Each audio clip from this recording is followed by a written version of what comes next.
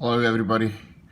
This video about giving some information in relation to Melbourne City in Australia, the second largest city with about 4 million, and as big as Sydney, the largest city of course in Australia.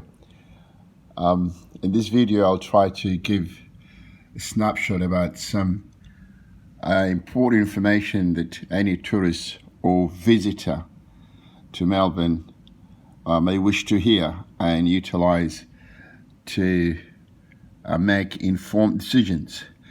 Let's talk about employment first.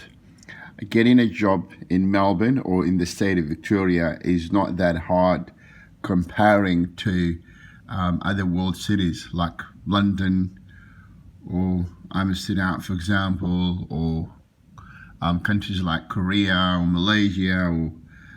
There are a lot of jobs in Melbourne, and the sectors that really always hiring would include call centers, hospitality, abattoir, which is meat factory, labouring position, warehouses, farm, of course, fruit picking and that kind of things. This is all are available, and many more as well. Office work, admin, and so on. Not-for-profit organization who they really hire people to collect donation as well is another great opportunity for people to really get work and get paid. Speaking about payment, Australia is maybe the best country when it comes to minimum wage.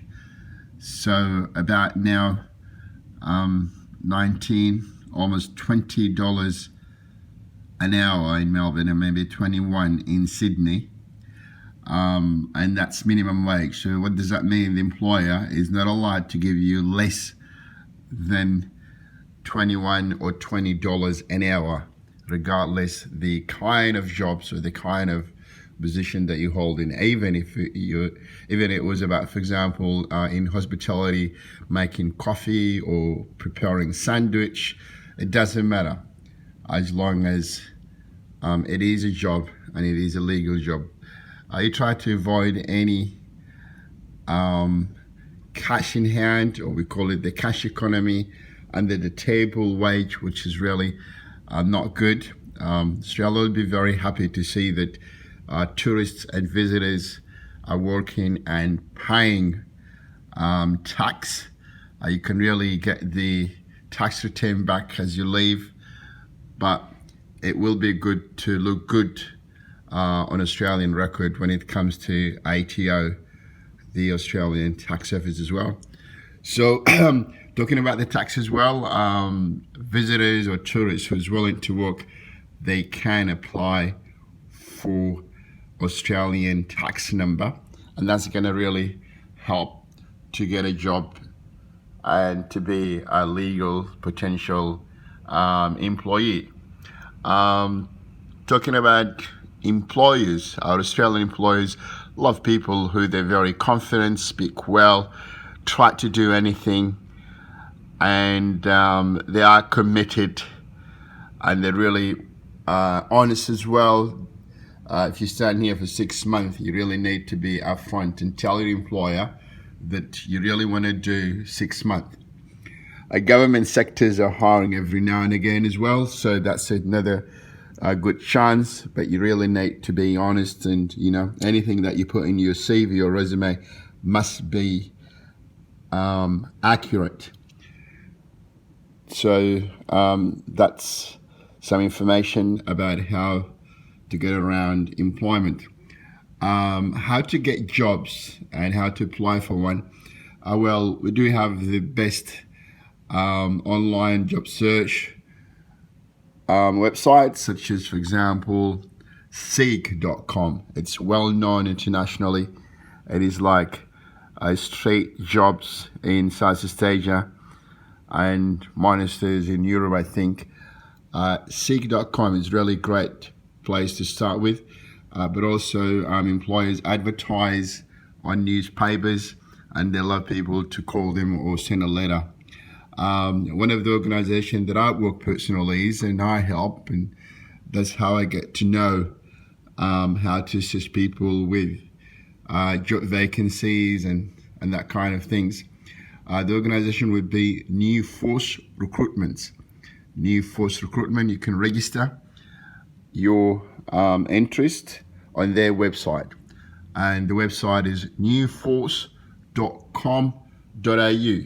Newforce.com.au. Very genuine organization. They can help you, to tell you the right way, to advise you, and to link you with employment, and to give you the local labor market information, which is mean that you know what jobs, what sector, how many jobs, and where. Another advice is, when you look for jobs in Melbourne, you need to consider transport as well. So make sure that you don't go far, or it depends on where you live. You don't have to live right in the middle of the city like here, for example. It may be expensive for you, but there's areas that we can recommend. So you can live there because there's a lot of jobs in there. For example, Melbourne West, Melbourne South, where there's a lot of factories and warehouses and so on. And the last thing that I want to say to exceed your jobs is to do and invest in short courses, whether it's responsible service for alcohol or white card. If you want to work in construction sector as well, they hire a lot of people. Or whether you want to really lift a sign, which is traffic controller on the street. So there are short courses, whether even first aid courses, to handle food and to work at a fast food chain.